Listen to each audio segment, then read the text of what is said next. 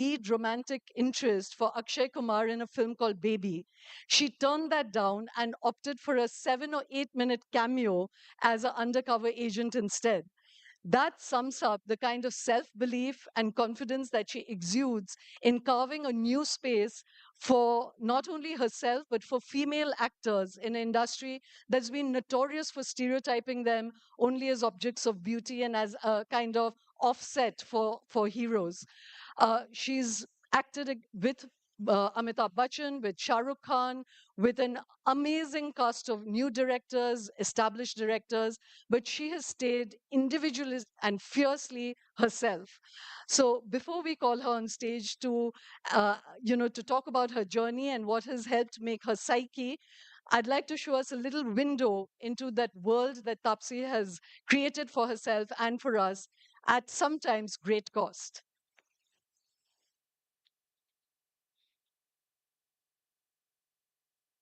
मैं पूछ रही हूँ अगर दिल्ली पहुंच गए तो करेंगे क्या? अब क्या, नहीं तो कुछ और भेज देना। तेरे को ना भेज दूं मैं। डिस्काउंट में तेरी किडनी, डबल डिस्काउंट में तेरा कलेजा।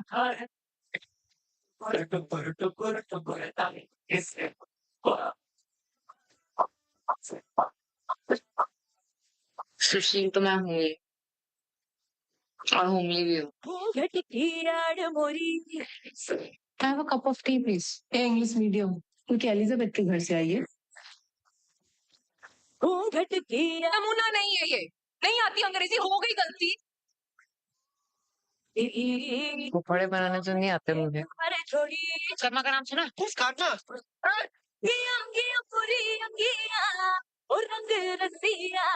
डोरी डोरी मैंने तोड़ी रे। Potato, water, fire. Potato in. 5 minutes. Potato. Potato out. Oh, choro, I am very sorry, very sorry. Very full match. Just a slap. पर नहीं मार सकती। तभी मैंने इसके सिर पे बॉटल देखी मारी sir. Satya, Satya, no, no.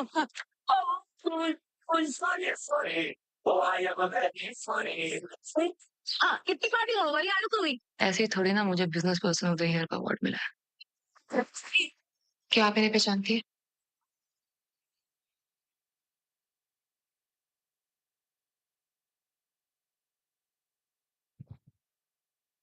Tapsi is just on her way down. So I'm going to take a minute to just speak a couple more things about her, which makes her very intriguing.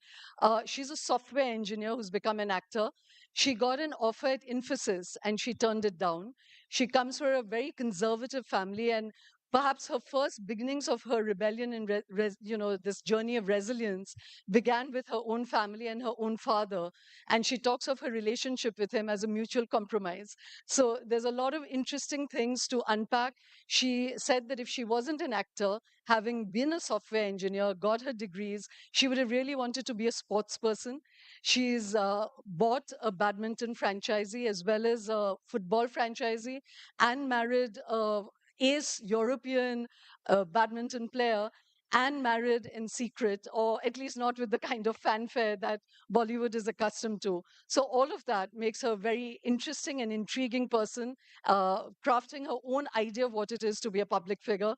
I would have normally said, ladies and gentlemen, please welcome Taapsee, but we are still waiting for her to walk down. So just give me a minute. We'll put on some music and we'll have her on stage in just a few seconds.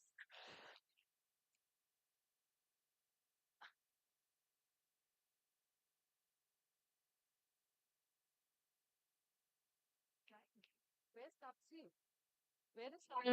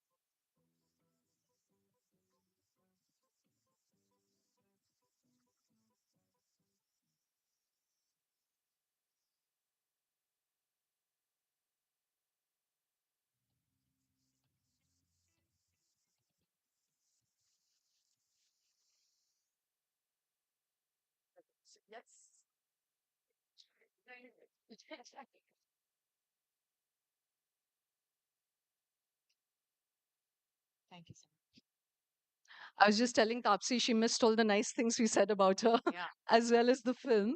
And I But was glad that I didn't have to get embarrassed looking at that. no, but thank you so much for being here, Tapsi.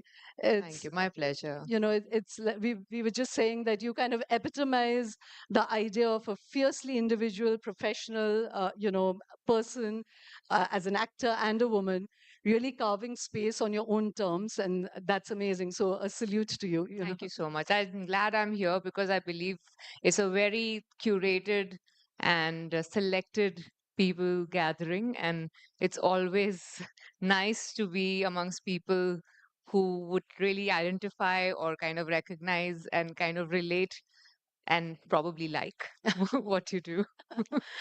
Do. I think that deserves an applause, at least to confirm that you like her work. You know.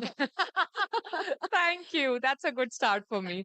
I don't want to keep away people from watching the India Pakistan match. So I'm feeling extremely villainous right now.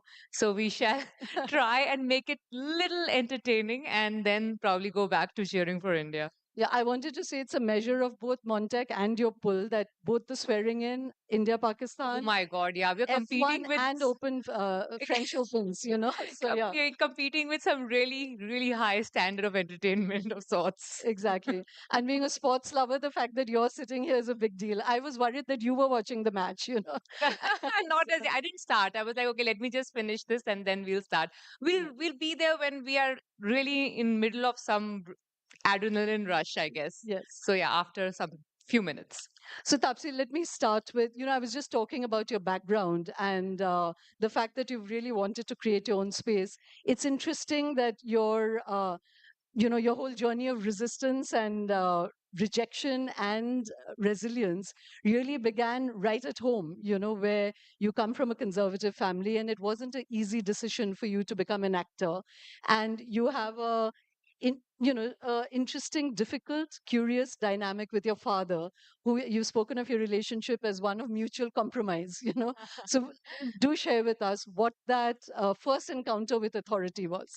Uh, it was always, well, I am his daughter, so I guess I get that DNA of trying to manipulate and understand and get my way through.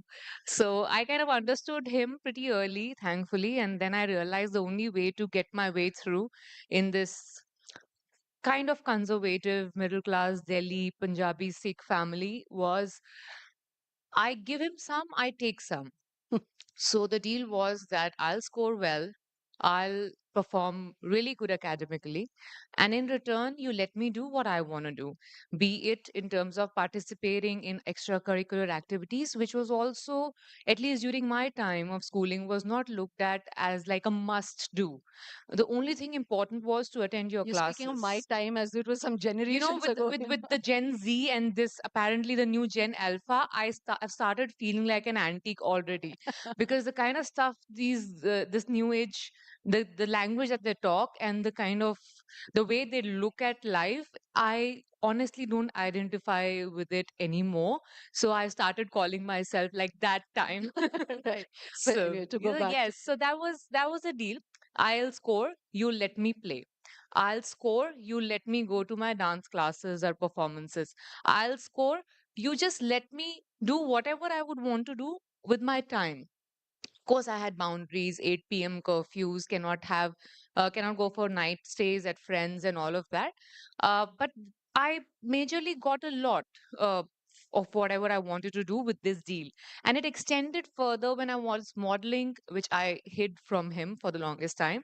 And then when he got to know, it was like, I'll get you the scores in my college, and you just let me do what I want to do. And then he realized that, yes, I'm living up to my word, and it extended eventually to acting. When I got the offers, I told him, just give me this 1 year out of my life, and if I don't perform well, I I would love to come back and do my MBA, because that was my actual aim in life. It was not under pressure.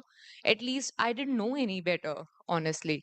This was the only way to prove myself relevant in the world by academically excelling. So I said, okay, I'll come back and do my MBA, let me just try it once and we'll come. Otherwise, this is what we're going to do. I have an Infosys job appointment letter also, just to show you that I can if I want to. But let me just try if I really want to try something else with my life. And he let me, because he because you got that had deal all the sorted. safety nets. Yeah. Yeah, so otherwise, I don't think he would have let me. And it would have been a very radical decision to walk out and do something which I'm honestly not sure I would have been able to, because I didn't have any precedents in my family who's done this kind of a thing before. So I don't know. I'm not sure if I would have gotten the confidence to. But as I said, I was probably smart enough to maneuver through and understand I need to give him this to To get get there. this. So has his attitude to you changed now? Yeah, That smile says a lot. he didn't ask me to come back and do MBA, is all I can tell you. Right. But you said that you got your DNA from him, but it's interesting when you were describing him somewhere else that you said he's someone who's always concerned about how other people will, what will Yes, they say, yes, doesn't believe in spending money on yes, himself or others, keep yes. your head down, etc. So then that's certainly not who you are. So That's definitely not. I think, well, when I say I got my DNA, it's kind of, the manipulation. manipulation, how to get my way through. But there are a lot of things that obviously I don't identify with him, and a lot of other people of his generation, is the fact that they all, even till date, in spite of me having arguments with him till date about why do we have to abide or live by what the society says. This is one long-standing argument that we've been having over years, and we still do at a lot of times, and we just agree to disagree. But then, yes, this is still the way he likes to live. For him, whatever the society and people around him validate is right. And whatever people around him feel, oh, this is not correct, or this is a taboo, or this is not how one should live, is a big no for him, regardless of what me or him or our family would like to do. That's secondary compared to how the society would like us to be. So, what then helped shape your psyche? Were you born with the rebellion gene, I or did honestly somebody don't know. inspire you? This is a good question which I've been trying to find an answer to, which is strange, because I did not have anyone in my family who's got any rebellious streak of any sort before me. None of my cousins, none of my aunts, uncles, anybody. In fact, I was constantly given lectures while growing up that I should be like that cousin and that cousin and that. So I really was. I had all the examples in terms of how I should be, but never like, oh, those people were never told to be like me. So there were so many times that I was told, okay, your that cousin scored this much, so she's so nice. So I ended up scoring more than her. But then, like, no, her behavior is so obedient. She's always like listening and, being such an obedient girl child. Well, obviously, we were mostly girls in the family. We didn't Right. really have an option to see how it would have been If they if were there was guys, a boy. So all these times I was told, and today I do have the last last laugh laugh, when I tell my parents, and my mother hates it when I rub it in. yeah, that you were the one who told me be like her, be like her. Do you really want me to be like her now? But yes, this has been strangely, I don't know, maybe because when you push someone to the wall so much, I guess you do come out with something that is unexpected, that was hidden inside you. I love this dialogue that was there in a film, किसी को इतना भी मत डराओ कि डर ही खत्म हो जाए. So I guess that way I've kind of lived by this, where I've been pushed to the wall to an extent where I said, okay, now I've had it enough. Now I will work. There's something in me that tells me this is what makes me happy. I'm going to follow it. I guess it was an extreme of control that I saw in my life and around me while growing up, which eventually made me feel like this is not how I can live the rest of my life. I need to take control of my life in my hand, because I only have one, and I have limited years, and I cannot continue living basis what others like, because the kind of life I saw a lot of people living around me was not very exciting, honestly. It didn't look like that I would want to have that kind of life You were in the coming literally the years. Haseen Dilruba actor or character. Yeah, I'm like, yeah, that's the reason I attract these kind of characters also, who kind of break the mold in a way. I still don't have an answer. My younger siblings, though, they are very glad I kind of broke a lot of these rules, so that it was an easy crack and a way through for them to follow. But I really didn't have any precedence of sort when I started rebelling in my family. No, I think it's amazing, because it's hard to understand. Just it's easier possibly to take on the world than to take on your family. Oh, yeah. I Uh, think that becomes easier when you know you can take on your family, probably taking on uh, to the world, it becomes strangers is. easier. Yeah. But you have lived it, and again, the cinema industry in some ways also had a kind of mold of how women actors should be, what stars can be, what are the kind of roles they play.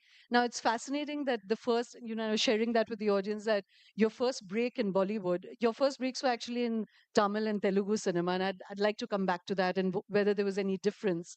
But Bollywood is where the majority of your work is, and you got an offer to work with Akshay Kumar as his leading romantic interest, Yeah. and you turned that down to take a 7-minute cameo role as an undercover agent, with some splendid martial arts. Uh, that's a really courageous decision. What drove that? What was your voice telling you to do? I had seen that the conventional path was not working for me, be it during South industry days or when I began my career. I mean, with Chashme Badur, it was a commercial hit.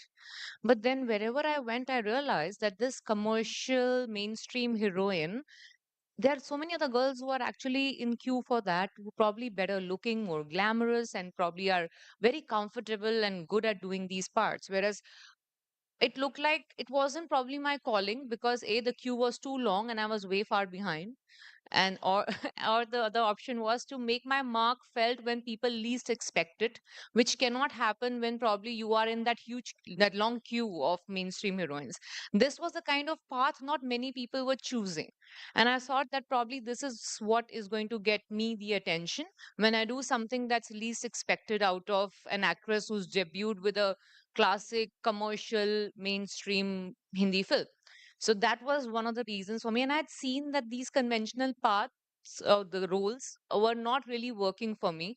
So I thought, okay, might as well take the plunge right now because after you establish yourself in mainstream, probably the expectations are so high that you cannot take this risk at that time. I thought right now it's a beginning. Probably I can take the risk of trying something that I feel might get me the attention. I wanted to share with you. This is a really unique description that anyone can give of themselves. She said, "I'm not a buffet. I'm a specialty restaurant." So That's for that's my love for food. right. But that's You true. don't look like you love food at all. I I look love like I love food. I work my ass off. Sorry for the language. When in gym, I do work out a lot because I love. I'm from Delhi. I belong to Punjabi family. It goes hand in hand. I cannot live without food and a lot of it. Yeah. Well, we're going to publish that, your entire memorandum of things to do so that you can eat aloo ka paratha for breakfast and, Yeah. And chole bhature, that, and I only have that in Delhi. I don't eat chole bhature anywhere outside because the calories should be worth it. all right. So, there's been this whole debate around outsiders and the more entitled families within Bollywood.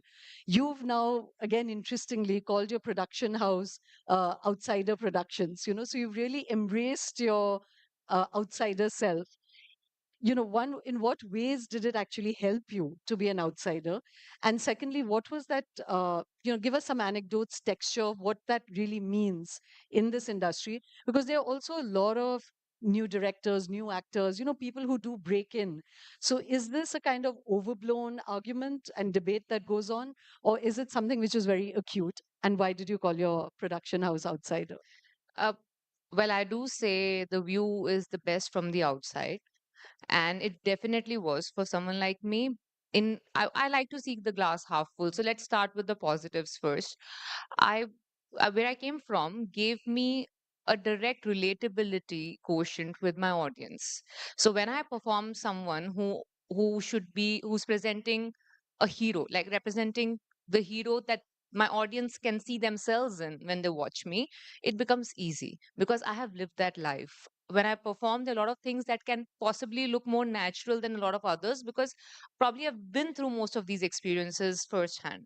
So that is courtesy being outsider. The courtesy going through the life of a middle class family, that I really wear it as a badge of honor. And that kind of makes me feel like my instant connect with the audience was because of that. So that's why I owe a lot to being the outsider. Now, I was never under the dilemma or confusion that it's going to be easy and fair. I don't think anybody sitting out there in whichever industry you belong to can say very proudly, oh, everything is fair and square in our industry. Not yours, not mine. It's not fair anywhere. So I knew that this is not going to be easy. It's going to be unfair in a lot of at a lot of times, and it'll continue to be. It was unfair back when I started. It is still unfair in a lot of ways, but I'm not going to act as if I'm shocked. How can it be? Because I always knew I'm getting into an industry which has certain unsaid rules of this sort, that my access is difficult and it will always be in comparison to the ones who've been born and brought up amongst people who've been in the industry. So I kind of accepted that as the rule of the game and then ventured into it. And when I achieved whatever little more, whatever I got from this industry and the audience, I realized the being an outsider is being looked upon as something which is a step down, like an inferiority complex of sorts. Everything, oh, because we're outsider we can't, because you're an outsider you will not.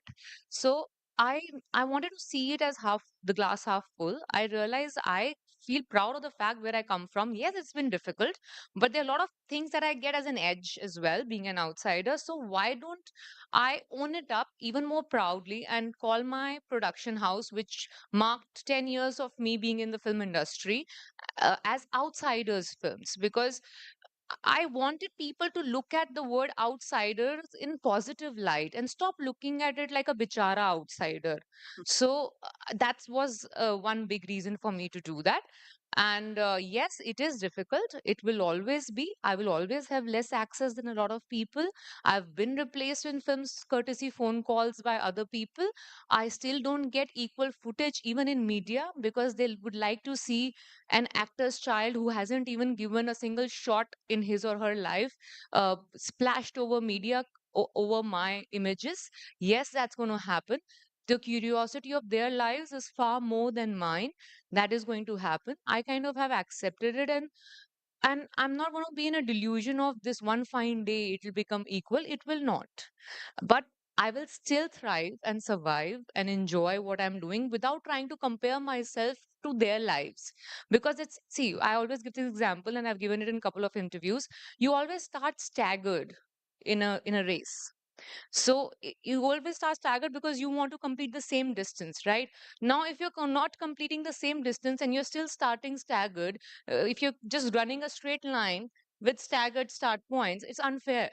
So I'm not going to compete with someone who's starting ahead of me, who's got more resources, who's got more access, and then call myself number two, three, four, five, six. I refuse to do that.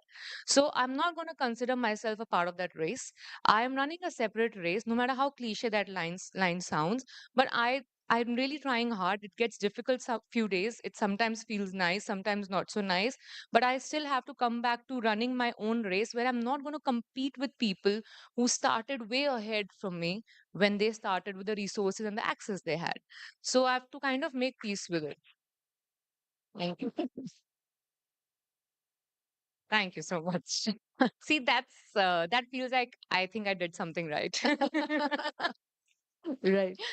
So, in this thing, in this fierce pursuit of being yourself, it's also interesting that you haven't sort of softened yourself into great acceptability. You speak your mind, sort of you are, uh, I would say, courageously being yourself. But has that presented dilemmas? Has there been times when, say, you wanted to wear a kind of soft glove, make yourself very malleable?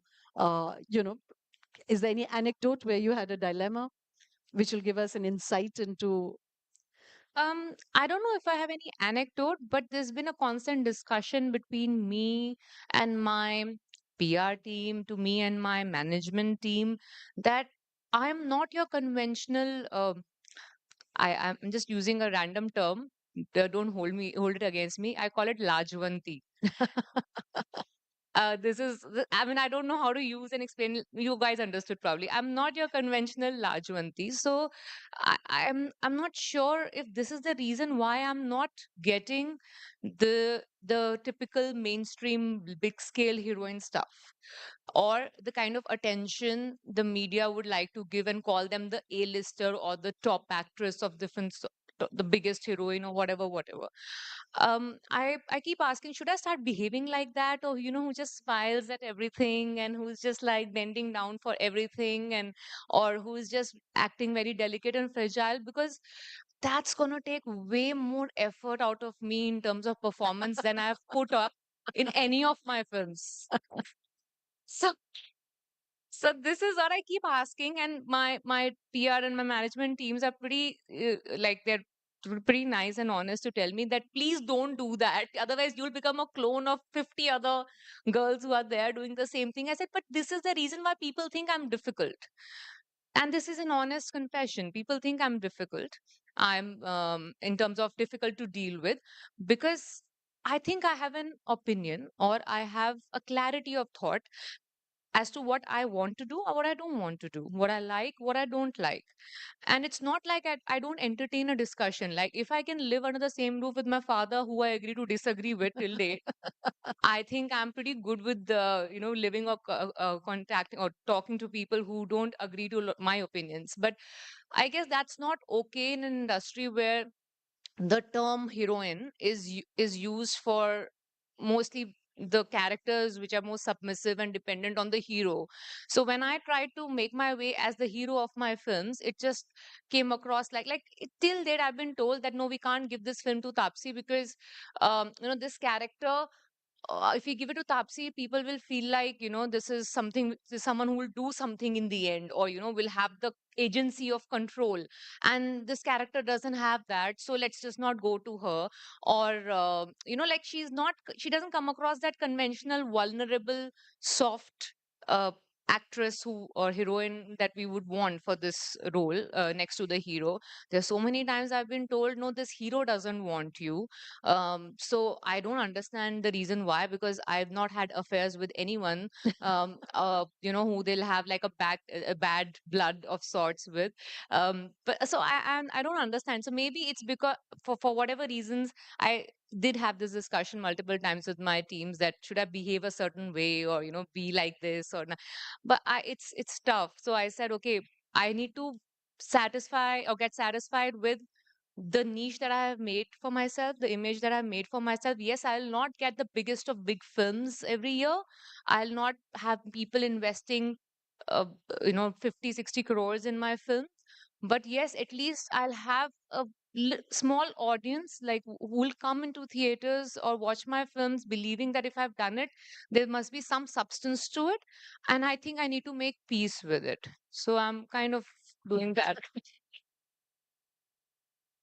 Well, you've done a wonderful range of films, and I just watched Haseen Dilruba last night with my family, and it was very riveting, Thank you. as masaledar as it was at Yeah. the end. We have a part two coming up in August soon. So, yeah. Yeah, so that's amazing. But when you were saying you haven't had, but you've also actually had the opportunity to say, act opposite Shah Rukh Khan, Yes. which is as big as it gets. Also with Amitabh, twice, and particularly with Amitabh Bachchan in Badla, it was almost like a two-person film, locked into a room and very intense, very equal footing, not a romantic interest. Yeah. You were a plot mover in that. So, do you think that maybe actually the world is already at your feet? And how was that experience of working with particularly these two actors? This is like from your point of view, it feels like, oh, she's got the best of it. Like getting a role like what I did in Donkey opposite Shah Rukh sir. I think any girl out there will give their right arm for, because it's kind of an equal footing of a role in the film. And then doing the two films I did with Mr. Bachchan, having a film like Pink, which was about women, and then Badla, where it was literally one on one between both of us. I have done four films with Akshay Kumar. None of them, this fourth one is coming out this September. None of them I'm paired opposite him, and all have been successful commercially. So with these big names that I've worked with, and like I had my own ground in all these films. Does look like it's fancy from the outside, but from the inside, it just devoids me of getting films which will like let me just relax and chill and not worry about the intensity of character I have to portray between action and cut, which I do sometimes feel I need to just relax and feel like this nice, good looking heroine. So which I rarely get to have. So that's the compromise. It from your side it looks like this, but from the inside it looks like okay, because she's not capable to be that heroine. She's looking like this. But having said that, I think if I see myself 10 years down the line, when I look back at my career, I don't think I would have liked it any other way. Because whenever I see a film of mine or I say yes or no to a film, I always think about 10 years down the line, will I look back at it and say, oh, I'm proud that I said yes to it, regardless of it being a box office hit or no. So my valuation of doing well or not doing well starts from when I think, okay, 10 years down the line, will I look back at it and be happy about the fact that I did it or no? And so far, courtesy all these films that you mentioned and I mentioned about, I think I'll be really happy and proud of the fact that I sailed through. So, what was the experience of working with Shah Rukh and Amitabh? Now, did they give you the kind of creative equality that you were seeking? What Oh, was 100%, 100%. With both of them, if the names you mentioned. With Amitabh Bachchan, I think with him, everybody knows this about him. He's so inquisitive to learn even at this age and stage. He doesn't really, in fact, he's more excited when he's around younger people because we probably are from generation who haven't seen his the yeah, hero 70s? days. Yeah, Yeah. we've seen his second version when he came back and all of that. So he kind of gets more curious around people of our age group. And I remember he the kind of conversations I've had with him across the table sitting during badla time, since we were just constantly sitting across table. So we were really good talking about hot chocolate to the cookies that we can have in Glasgow where we were shooting. So like some fun, cool stuff. And even during shoot, it's never like he tells you, okay, maybe if you could do it like this, and maybe if you could. He, in fact, is telling that, okay, अभी थोड़ी उम्र हो गई है, ये मैं 2-3 बारी करूँगा। ठीक है? तो थोड़ा-सा he knows that I don't like to rehearse too much, and he loves to rehearse. I'm more of a spontaneous performer, I feel, where I want to just prepare in my mind and just perform in my first take. He likes to rehearse multiple times. So by now, he knows that. But so in the second film, when I was doing Badla with him, he constantly would keep saying, "ये थोड़ी-सी rehearsal कर लीजिए मोहतरमा मेरे साथ। मुझे थोड़ा-सा थोड़ी उम्र हो गई है, मुझे लगता है थोड़ा वक़्त ठीक करने में." So it used to be so embarrassing. So I was like, sir, अब ऐसे बोलोगे तो I'm going to just dig one hole and go inside. It's like, shit, Amitabh Bachchan can't be saying this to someone like so new as me. And with Shah Rukh sir, it was very different in a way that he is the king of knowing what the audience likes. So he was like, I know already that you're a good actor, so we are not out here in this film going to prove that you're a good actor. Everybody knows that. I He was like, I'm just looking forward to seeing how you're going to be in a film that has more commercial tone.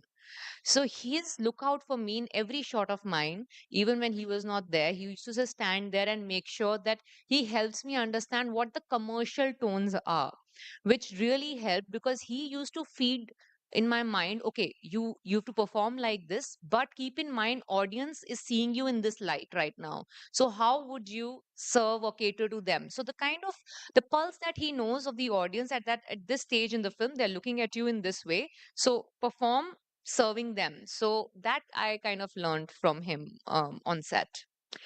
So, that was fascinating about Amitabh actually having that dynamic with you. When you were talking about this whole journey of really breaking, pushing boundaries, shifting the needle to accommodate you and who you are, in many of your films, like particularly, say, Dilruba, which is I've just seen, so I remember it, there's a lot of, very physical sexual scenes, kissing, again, something that a lot of women actors have hesitated to do. Hmm. Was that for you a dilemma? Or did that require some talking to yourself in your head, or were you easy with it? When I started or got these films where I had to be sexually intimate with my co-stars, I think by that time I had kind of understood to differentiate between the art and craft of it and reality. It was quite a few years later, because in South it doesn't happen that way, and in my Hindi films and most of the beginning films, it wasn't. I wasn't in those intimate scenes with any of the co-actors. I think it started probably close around Man Marziyan, and by that time I had understood how to differentiate the art and the Yeah. reality. So it became like yet another kind of a craft to how to ace this kind of a scene, because trust me, it's not as romantic as it can possibly look to you guys, because when we are doing it, it's a threesome foursome situation, because we have a cameraman, a focus puller, a light thermocol, some guy standing with a thermocol very close to you, making sure it's the light is bouncing correctly. So it's not as romantic and pleasing as it might look on screen. So so it is not, it wasn't that difficult. It was just like Uh, it it became like on and off switch, and a little dark side to all of these scenes, be it these sexually intimate scenes or the scenes which requires me to perform in a way where I'm losing someone too close, or films like Pink where I have to perform as something as brutal as being raped. a rape or a molestation has happened to me. This For an actor like me, I tried to rip my mind, layers of my mind off in terms of how it would be if I'm doing this, or how how I would perform in real. If it's a kissing or an intimate scene, how will I make it real rather than make it look like just a fancy thing? Or if I'm crying because someone close has died, how will I make it real rather than just a regular crying thing? Doing all these things, one sad part about actors is when it really happens in our real life, you actually have a moment, sometimes you feel like, is it for real or we are still performing? It is actually the dark reality or a dark comedy in our lives. And I remember a few actors, including Mr. Bachchan, has spoken about it before, where there are a lot of these scenes where we perform, which are like, we do require a piece of our heart, and when they happen, or probably if they will happen in real, we'll actually be taking a second to feel like, are we still in the act or we are there? That's the give and take we do as actors performing such scenes. How does your husband respond to this? No, I think there are cultural differences in terms of how the Western world looks at these scenes. I think he cannot see me crying, is what he says. So it's difficult for him to watch me in films where I'm crying a lot, or my heart breaks, or I lose someone dear. I think only those sequences it's difficult for him to watch, and he gets restless watching them. Not intimate scenes at all. In fact, I'll share something really funny with you. There was a sequence in one of my films where I had to come out of water in a white sari. It didn't happen, by the way, because I refused to do that. It was a white sari, and I had to come out of water. And I said, no, I'm not feeling comfortable doing it. How can you do something like this? It just is like, you're really, Objectifying. yeah, objectifying and all of that. So I refused to do it, and the director was fine with it. Okay, you're not comfortable, don't do it. So I was sharing this in the lunch break with Matthias, and I told him that this, they want me to do something like this, and I mean, how can they ask me? This is just so weird. He's like, yeah, it's just so weird. Why will you come out of water wearing a sari? You should be wearing a bikini. So that's the so I decided after this, I'm not gonna discuss any such thing with him because he's gonna put weird ideas in my head. So yeah, so that's the man I'm with. So there's no point expecting him to get a little awkward with these things. He's more awkward seeing me Yeah. cry. No, actually, I wasn't asking about his reaction to your intimacy on screen. I was reacting to this dissociation that you have with intimacy, maybe when you're with him. Oh, I never thought of asking. I'll go and ask him now. Have I been doing a Like, are good you job, acting? or Exactly. I'll check. I'll take my performance scorecard from him after Yes, this. drop me a message tonight. um, yeah, but I wanted to ask you that when you said that you, apart from being an actor, you would have loved to be a sports person, and you've done a spate of sports films. Particularly that you went and stayed with the shooter dadis, who were these amazing. We're talking about women breaking the mold; they truly were. And you went and stayed with them. What did you tell us a little about that whole experience? So I stayed with them a little before the film This, I don't know started. how many of you know Sant Ki Aankh, which Yeah. was. Will you put up your hand? Then I won't. Okay, so very few know. Yeah. These two Thank you so much very for old watching. ladies from a Haryana village, Yes, they are actually a UP grandmothers. village. It's right at the border of UP and Haryana. So it's got a mix of the cultures from both the states.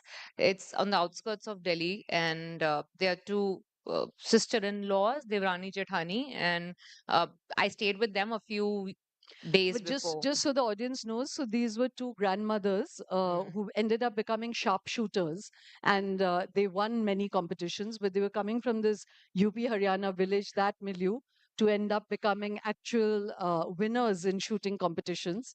And Yeah. then Thank you. Thank you so much. Thank you. Yes, that was one of the most ambitious decisions of my life at the age of that I at that age. Yes, yeah, because I think by everything, whenever I've gotten back something big, it's because I've given a lot to it, and in terms of taking risk as well. Because if you need something that nobody has ever gotten, you need to put in something that nobody has ever done. So I guess by that logic, I thought I need to do something that people will not expect someone of my age, or the time I took that risk was pretty much like soon after Judwa, I think I did that. So it was a big shocker for everyone. Why would someone do something like this? And for me it was like, if it's not out of my comfort zone, if I'm just sleepwalking through it, then I'm doing that regular job that I left when I decided not to do my 9 to 5. emphasis. Yeah. Yeah, because some people my father's been doing it, and I mean, now he's retired. Some people enjoy that fact that it's just safe and secure. I probably don't. So I need to justify the fact that the reason why I'm here in this industry is because every day You want is to a take new day, risks? Yeah. and it puts you out of your comfort zone, and you kind of enjoy to live on the edge in a lot of ways. So I kind of like that. So when I was doing that film, few days before the shoot, I went and started staying with Chandro Tomar, and in her room. And she was kind enough, she actually vacated her room for me, which was very embarrassing. And she was like, no, no, no, no, she insisted that I lived there in that room, and with all her medals hanging around me, was quite intimidating. And then I stayed there, I was eating all my meals there, talking and living with her family, knowing more about them, going and taking a walk in their fields and plucking vegetables and making those and eating those. All of that I've done with the family. And we were shooting right next door, the from wherever they were staying, just the house next to theirs. We had put up our set and everything, and we were shooting there. So that whole experience was almost like an workshop extended into filmmaking. Apart from the two three And what hours did you learn from them? If you were to distill it down. I think that as cliche as it gets, everybody knows that by now, age is just a number. That is what I realized, because her outlook of viewing a lot of things, of how to approach things in life, didn't really match with that generation of sorts. If you say, okay, that generation needs to be a little more conventional, a little more old school. But the way she used to speak to me, or the way the kind of conversations she had, her viewpoints, didn't make me feel like I'm talking to someone who's that time I think she was 85 plus.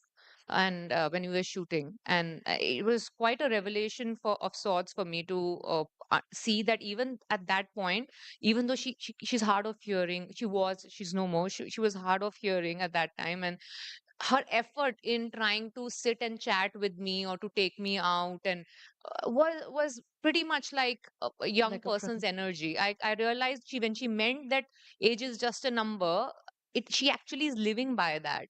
I told my mom so many times after I stayed a few days with her that, mom, you keep telling me अब उम्र हो गई है, अब मेरे को ये नहीं याद रहता, अब उम्र हो गई है, अब मुझसे ये नहीं होता. I'm like, this is, you just been like conning me, I think, because here is this old lady who's not making me look like that she's that old. And so I stopped taking all my mother's excuses after that. And whenever she says something, I just show her that woman's story, and I'll tell her that, and then I'm like, I'm not buying this anymore from you. So, just about sports, has it sort of really impacted your psyche? You love sports. Yeah. You wanted, you're very, very fit. You can hear the envy in my voice.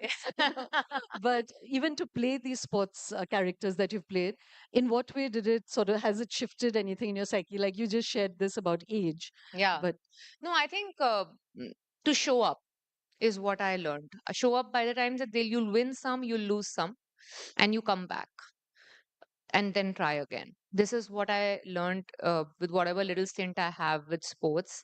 The fact that my better or not so better half is also a sports person is also kind of helpful in understanding that you just show up. You don't give up that easily. But the bad part about sports was that even though I was not an athlete, but in my alter ego was of an athlete, I'm fiercely competitive. Fiercely, and how? Like, I think most of my arguments with Matthias has been on court. So it's just that's the not so good part about having that sports. athletic mind, because you just want to win come what may. So I just hope that didn't happen. But the fact that you, no matter you lose, you brood over it, but you come back and show up and not give up that easily is what I learned from sports. So, you've been speaking about Matthias being this kind of woman that knows your own mind, has your clarity, not willing to, you know, like you said, the sheer torture of being a submissive woman came through right here on stage. What about Matthias attracted you as a life partner? What kind of man is he? You're looking No, I'm just trying to understand how do I do this without trying to make it more about him than me, because that's what I hate about our industry. But anyway, it's a very curated gathering, so I would respect that. What I'll say is that what really attracted me about him was the fact that when I met him, which was 11 years back now, instantly it felt different because I felt like I met a man and not a boy. So that was a big difference that instantly hit me. I realized the difference at that point because of all the men I dated before. I realized what was different. So, and it slowly built over that. I mean, he reaffirmed the faith that he's someone very secure, matured, who has a life of his own, built by himself, very comfortable and secure about his life. He has his individual life, I have my individual life, and then we have a life together, and it doesn't overlap or take away from the other, anything away from the other.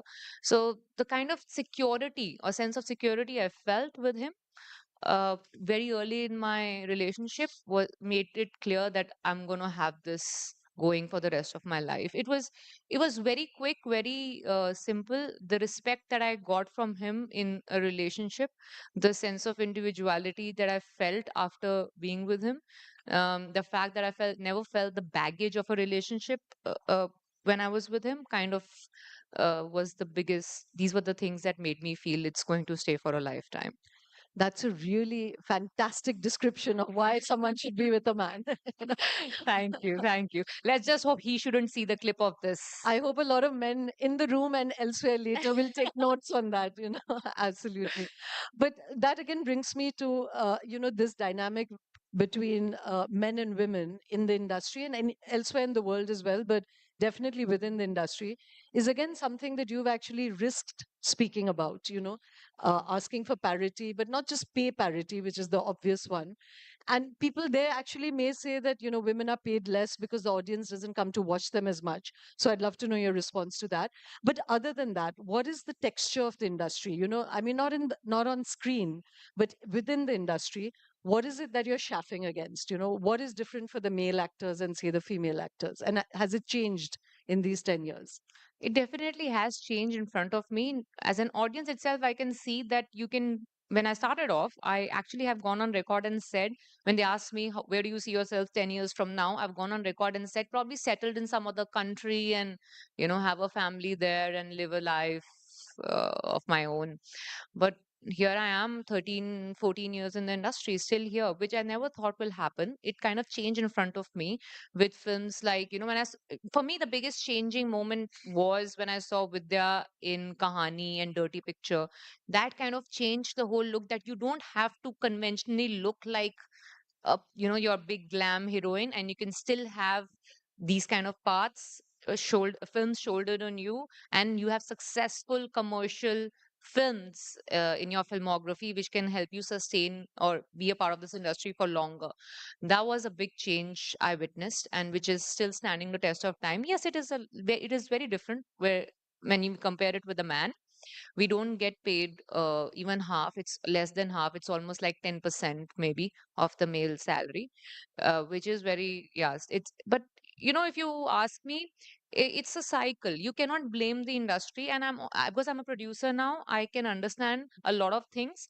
uh, you will you can only pay how much you make as a producer. I cannot shell out more money than budget of a film, or how much I'm getting, the funds I'm getting from the studio for a particular film. And because the audience don't really go to For watch films that are driven by females compared to the kind of films that they go for when it's a male hero, there's a obvious big difference. In fact, the footfall wise also, 70% of footfall in theaters is male. You know what? But the strange part is, and I see, okay, 70% males are going there to watch men as hero on screen, and 30%. So I'm like, okay, and they want these heroines and all of that. These 30% women, I'm like, okay, they're not interested in the female. They just want to ogle at these big biceps and these big. I'm like, yeah. So 70% of men, they only want to see themselves, like their gender as the hero is probably why they prefer walking in theater more for the men. But what about the females? I think ratio wise, we in our urban cities, it's not that one-sided a ratio. Why aren't women walking into theater? And if they are walking, why aren't they doing what those 70% of men are doing and trying to watch the films in which their females are celebrated? So having said that, this is a clear maths. Where you don't walk into theater, we don't earn money, and the film doesn't earn money, so the leading actor doesn't earn money. We are paid basis, or we should be ideally paid basis the kind of audience pull that we have as a star actor. So your weekend or your opening figures will tell you if your salary is justified or no.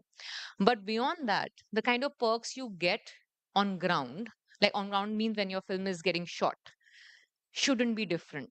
That I definitely will be like, okay, there are films, and there are projects where you'll see the male actor will get a bigger room than the female actor.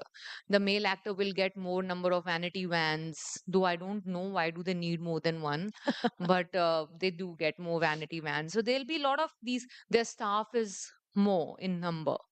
The staff is paid more also. So all these things are not equal, which I don't understand as much as I understand the the pay, fee. the Yeah. salary. That I understand. So these kind of things are not so fair. But strangely, with me, the kind of films I do, men don't want to be like the big stars, don't want to be a part of those kind of films because they feel it's driven by me, so why should they be there? So I've had these clear no's from a lot of actors when the film has gone to them saying, yeah, but this picture to Taapsee ki hai, to hum kyun kare types. So strangely it doesn't happen the other way around. You take it to the biggest actress in the industry. You take it to a Deepika also. She'll be happy to do a part where there are less number of scenes in a big male film, never asking कि ये मतलब मेरी तो picture नहीं है मैं क्यों करूं types.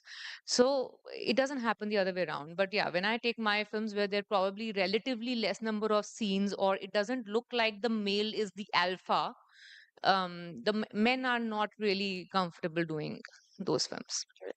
We're going to run out of time. So just one or two last questions. There's actually someone in the audience, Nirupama Subramaniam, who's written this book called Powerful, where she looks at these archetypes that women, social archetypes that women have. So there's the Kanya, the Apsara, the Rishika, mother figure, Veera. And that we are all negotiating these different archetypes within us, and how much of it do you allow to express. So the Kanya is, the Hmm. you already were Yeah. literally having a allergic reaction to being a kanya. But if you look at I'm the very proud to be Kanya, but it's just that it's the definition we perceive is different from what the actual definition is, right? Yeah. Yeah, absolutely. But if you were indeed to look at yourself through these archetypes, which ones do you think you most express yourself through? I don't really understand the differences between So the. there was this mother, the warrior, this maiden, the wise one, the knowledge seeker, etc. I think this the good or the bad or the crazy part about being a woman is that you are a different person every minute. That's When I'm standing here, I'm sitting here, I'm a different person. When I'll go back to my room, I'll be different. When I'm with my parents, I'm a different person. When I'm there on field acting or being the producer or being the actor, I'm a different person. So I feel the privilege of being woman is you can be all of this or none of this at the same time. So I really don't feel that I can choose one aspect of this. Yeah, it's a multiple personality disorder of sorts to be a female. that's a wonderful. I think we should end on that note. That's a beautiful description. So the fact that you've had the courage to be a multiple disorder being, is a great boon to us because we've got some wonderful work from you and look forward to all the wonderful work that you're going to do with Outsider Productions. Yeah, just one last question, which I didn't ask you, which is in the industry, who are the people that you feel close to as friends? Who have a similar psyche? Let's start with the women. I really have a good time when I sit and chat with Bhumi. I've worked with her, very intelligent girl. I've not so whoever I worked Vidya, I admire a lot. Like one of the main reasons for me to do Mission Mangal, apart from the fact that it was a real story, inspired from real story, was because Vidya was there in it. So I have wonderful equation with both of them. And then my other colleagues in terms of the people behind the camera. Kanika is a dear friend. She's the one who's written Manmarziya and Haseen Dilruba. So off my head, I remember these. But I do form friends very easily with people I work with. I'm not very active in social groups in the industry, but when I work with people, I kind of form really long-lasting bond with them. So these are the women I've worked with, and I'm still in touch with them. Yeah. And very inspiring lives. All of them have had an influence on me in terms of, as a human being. So I would want to continue to have them in my life because I want these kind of women to constantly influence my life in the future. So, in salute of being multiple disordered, thank you very much for being with us, Thank you so Taapsee. It was lovely much. talking to you. Let's get back to the match, guys. Thank you so much. Thank you.